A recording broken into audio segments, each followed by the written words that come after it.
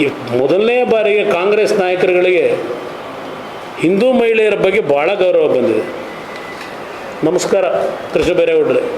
ಪ್ರಥಮ ಬಾರಿಗೆ ನಮ್ಮ ಹಿಂದೂ ಸಮಾಜದ ಹೆಣ್ಣು ಮಕ್ಕಳ ಮಾಂಗಲ್ಯದ ಹರಣದ ಬಗ್ಗೆ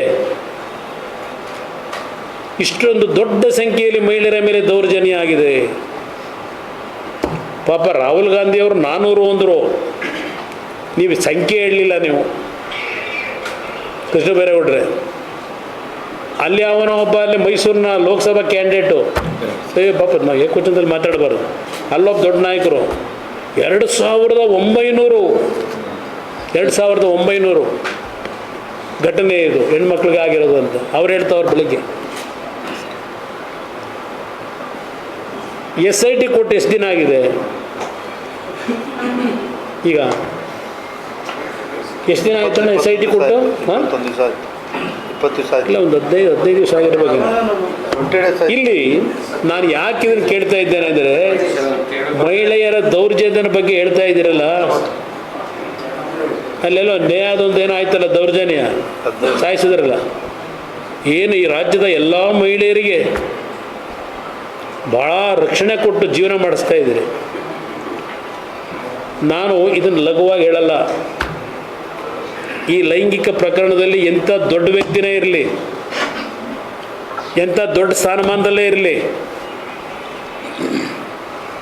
ಈ ಸತ್ಯಾಸತ್ಯತೆಗಳು ಇವತ್ತು ಹೊರಗೆ ಬಂದು ಅವನೆಂಥ ದೊಡ್ಡ ವ್ಯಕ್ತಿ ಇದ್ದರೂ ಶಿಕ್ಷೆ ಆಗಲೇಬೇಕು ಅಂತಕ್ಕಂಥದ್ರಲ್ಲಿ ನಿಮಗಿಂತ ಹೆಚ್ಚಿನ ಧ್ವನಿ ಎತ್ತಲಿಕ್ಕೆ ನಾನು ತಯಾರಾಗಿದ್ದೇನೆ ಕೃಷ್ಣ ಬೈರೇಗೌಡರೆ.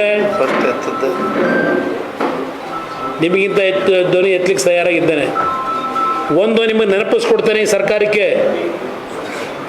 ದಯವಿಟ್ಟು ಇದನ್ನು ಪ್ರೊಜೆಕ್ಷನ್ ಕೊಡಿ. ನಾನು ನನ್ನ ಮಗನ ಸಿನಿಮಾ ತೆಗೀಲಿಕ್ಕೆ ಸಿದ್ದರಾಮಯ್ಯನವ್ರು ಮುಖ್ಯಮಂತ್ರಿ ಇದ್ದಾಗ ವಿದೇಶಕ್ಕೆ ಹೋಗಿದ್ದೆ. ವಿದೇಶದಿಂದ ಬಂದೆ, ಪತ್ರಿಕೆಗಳನ್ನು ಓದಬೇಕಾದ್ರೆ ಬೆಳಗಾವಿಯ ಒಂದು ಹೆಣ್ಣು ಮಗಳು, ಬಡ ಕುಟುಂಬದ ಹೆಣ್ಣು ಮಗಳು ಆ ಶವಗಾರಿಕೆ ಹೋಗ್ತಾ ಇದ್ದಂಥ ಚಿತ್ರ ನೋಡಿದೆ ಒಂದು ಪತ್ರಿಕೆಯಲ್ಲಿ.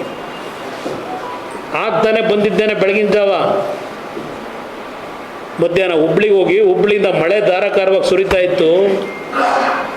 ಆ ಹಳ್ಳಿಗೆ ಹೋಗಿ ಆ ಕುಟುಂಬದ ಹೆಣ್ಣುಮಗಳೇನಿದ್ರು ಏನು ಘಟನೆ ನಡೀತು ಅಂತಕ್ಕಂಥದ್ದನ್ನು ಅಲ್ಲಿ ಸತ್ಯಾಂಶ ತಿಳ್ಕೊಂಡು ಬಂದು, ಕೃಷ್ಣ ಬೈರೇಗೌಡರೆ ಅವತ್ತು ನೀವು ಮಂತ್ರಿಗಳಲ್ವೇ, ಸಿದ್ದರಾಮಯ್ಯನವರ ಮಂತ್ರಿಮಂಡಲದಲ್ಲಿ ಲಾ ಮಿನಿಸ್ಟರ್ ಆಗಿದ್ದರು, ಏನಾಗಿದ್ರಿ ಆಗ? ಓಡು ಇಲ್ಲಿ ಅವತ್ತು ಒಬ್ಬ ಕುರುಬ ಸಮಾಜದವನು, ಈ ಜಾತಿ ಹೇಳ್ತಾ ಇದ್ದೀರಲ್ಲ, ಒಕ್ಕಲಿಗರ ಜಾತಿ ಹಿಡ್ಕೊಂಡು ಹೊರಟಿದೆಯಾ ಅಂತ, ಒಬ್ಬ ಕುರುಬ ಸಮಾಜದ ಅತ್ಯಂತ ನಿಷ್ಠಾವಂತ ಅಧಿಕಾರಿ ಯಾತಕ್ಕೆ ಆತ್ಮಹತ್ಯೆ ಮಾಡ್ಕೊಂಡ? ಆತ್ಮಹತ್ಯೆ ಯಾಕೆ ಮಾಡ್ಕೊಂಡಿದ್ದ ಅಧಿಕಾರಿ? ರಕ್ಷಣೆ ಕೊಟ್ಟಿದ್ರ?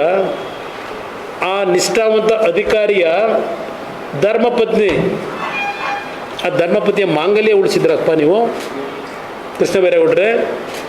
ನಿಮ್ಮ ಮುಖ್ಯಮಂತ್ರಿ ಉಳಿಸಿದ್ರೇನ್ರಿ ಆ ಹೆಣ್ಣುಮಗಳ ಮಾಂಗಲ್ಯನ? ಮಾಂಗಲ್ಯ ಹರಣ ನರೇಂದ್ರ ಮೋದಿ ಅವರೇನು ಹೇಳಿಕೆ ಕೊಟ್ಟರಂತೆ ಈಗ ಇಟ್ಕೊಂಡು ಕೂತಿದ್ದೀರಿ. ಅವತ್ತು ಆ ಹೆಣ್ಣುಮಗಳ ಬದುಕೇನಾಯಿತು ಅನ್ನೋದು ಪ್ರಶ್ನೆ ಮಾಡಲಿಲ್ಲ, ನೀವು ಯೋಚನೆ ಮಾಡಲಿಲ್ಲ ನಿಮ್ಮಗಳು. ಆ ಹೆಣ್ಣುಮಗಳ ಪರಿಸ್ಥಿತಿ, ಆ ಕುಟುಂಬದ ಪರಿಸ್ಥಿತಿಯನ್ನು ಸ್ಥಳ ಪರಿಶೀಲನೆ ಮಾಡಿ ವಿಧಾನಸಭೆಯಲ್ಲಿ ಬಂದು ಚರ್ಚೆ ಮಾಡಿದಂಥವ್ನು ನಾನು. ಇವತ್ತು ನನ್ನ ಬಗ್ಗೆ ಪ್ರಶ್ನೆ ಮಾಡ್ತೀರಾ?